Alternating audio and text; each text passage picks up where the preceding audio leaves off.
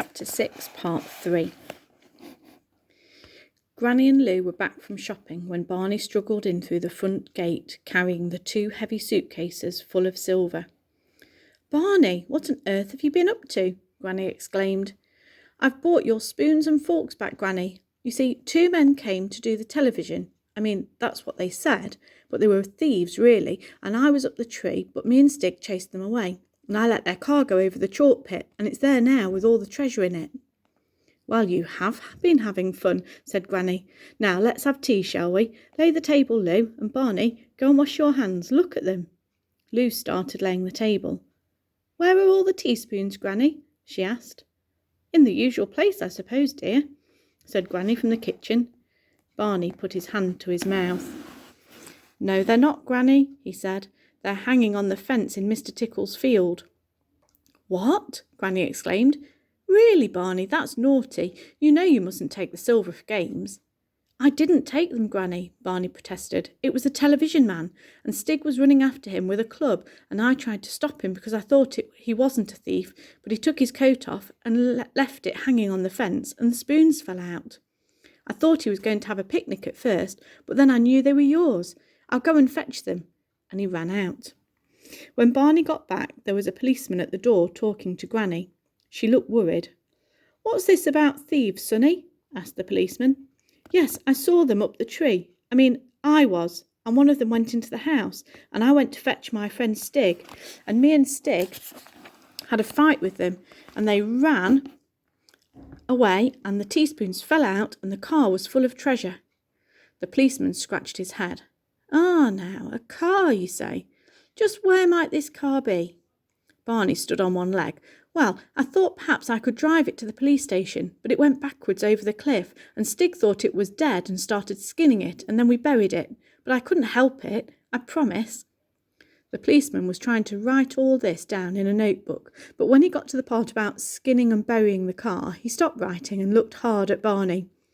"You wouldn't be making this up, would you, son?" he asked sternly. "I'm afraid my grandson has a very strong imagination," said Granny. "But I'm telling the truth, Granny, I promise," said Barney.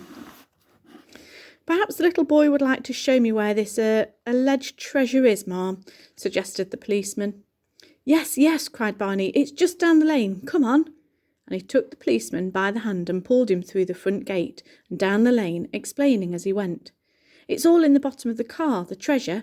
Or, well, it's on the top of the car, I suppose, because the car's upside down in the bottom of the pit." He led the way to the top of the cliff where the car had gone over and pointed. "It's down there," he said. The policeman looked over. "I can't see nothing," he said. "Of course not," explained Barney. "We buried it. Come on down and see." The policeman looked more and more disbelieving. "Look, son," he said, "there's 3 houses been burgled in the district, and it's my job to catch the thieves and get the valuables back, and I haven't got a lot of time to waste. What about this treasure of yours?"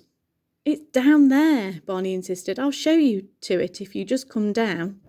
He led the way round the top of the pit to the way in. It was getting dark now, and the policeman took an electric torch from his pocket.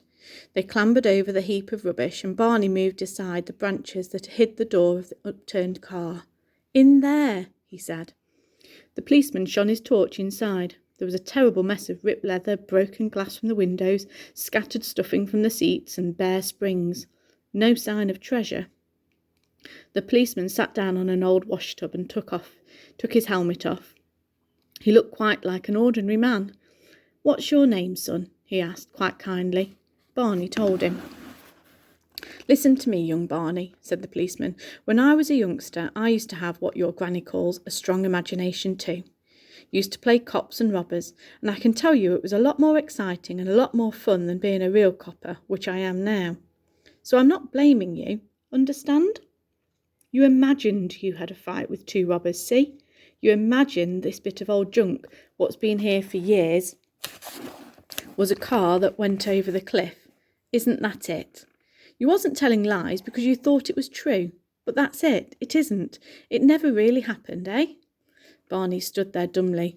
If a grown-up said so, and such a kind grown-up, and a policeman too, perhaps you could imagine fights with robbers and cars going over cliffs. Perhaps he just imagined Stig. He was looking miserably into the darkness of the pit and was just about to nod his head and agree with all the policeman was saying when he saw the far corner of the pit a flicker of light. Stig's den. He scrubbed away some of the tears that had got into his eyes and said firmly, "It did happen, and I know where the treasure is." And he went scampering away along the gloomy bottom of the pit towards the den. He knew his way pretty well now, even in the dark, but as he went he kicked cans and rattled old sheets of iron as much as he could. He wanted to give Stig warning that they were coming. He felt it would be too much trying to explain Stig to the policeman, even if Stig was there in front of his eyes. He heard the policeman coming along behind him, making even more noise, and he was almost sure he heard a scuffle and a rustle that was Stig hiding himself in his favourite bramble patch. When he got to the entrance of the den, well ahead of the policeman, there was no sign of Stig in the bright firelight inside. He stood by the entrance and waved the policeman in. The policeman doubled himself up and crawled in through the low entrance. Then he gasped. It looked like Aladdin's cave. Necklaces and bracelets hung, winking from the roof of the shelter. The floor of the cave was carpeted with the skin of the car seats. Stig's bed was made up with padding from the seats and covered with fur coats, and above it, stuck into the wall, was a driving mirror and a set of switches and buttons saying headlights and wiper and heater. And all round the floor, stuck in the ground and set out like tin soldiers on parade, were troops of silver spoons and forks. Stig had been enjoying himself. "Well, I'm blessed," exclaimed the policeman. He took out his notebook. "I take it all back, Barney, me boy, and if you'll just help me tick off in my book all this stolen property which someone has so kindly put out on parade for us, we'll get it back to its rightful owners all the quicker. And I shouldn't be surprised if there was a reward for a bright boy at the end of all of this." Barney started to explain all over again what had happened, but the policeman said he'd had a tiring day and he'd rather not have to have any more explanations. But that time, when he got home from his grandmother's house, he took a brand new bicycle with him. And Stig? Well, Stig was disappointed at not being allowed to keep all the treasure. But before he went, Barney found some spanners in the wreck of the car and he taught Stig how to use them.